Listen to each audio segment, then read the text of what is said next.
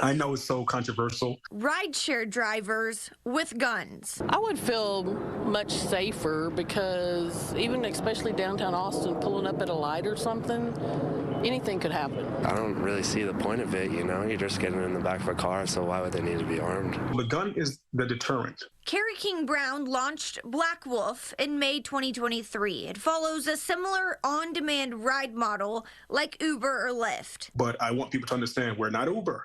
We are BlackWolf with guns. If that's what you want to call it, we are BlackWolf with guns with vetted drivers. To drive for Uber or Lyft in Texas, driving record and criminal history background checks are required. Common disqualifying convictions include DWIs, major moving violations, violent crimes, sexual offenses, and fraud. Uber and Lyft drivers and riders are prohibited from carrying firearms while using the platform. There's so many loopholes in the ride-hailing industry. Since the beginning of this year, Fox 7 has reported on many incidents involving rideshare drivers. In February, a Lyft driver in Houston says his passenger tried to kill him. My seatbelt just tried to wrap it on my neck, choking me. In August, an Uber driver in Austin was arrested for sexually assaulting a passenger. Court documents say a woman had been drinking, requested an Uber, fell asleep in the car, and woke up to 38-year-old Victor Lejean Frias sexually assaulting her. In October, an Uber driver in Dallas was seen on video attacking an elderly passenger.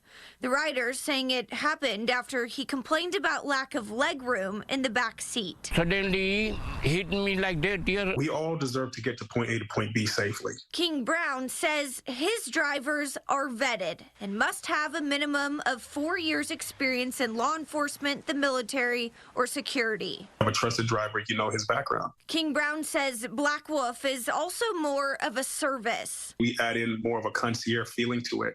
So let's say you book a ride and the driver shows up. Whether service level you choose, he's going to open that door for you. He's going to close the door behind you. He's going to get us out of the vehicle and talk to you. But it'll come at a higher price. If you're going to compare us to the Ubers or the Lyfts of the world, we're about 10 to 15% higher. When Fox 7 asked Austin residents if they had to choose between an armed or unarmed driver, I would pick him over an Uber driver that does not carry a gun.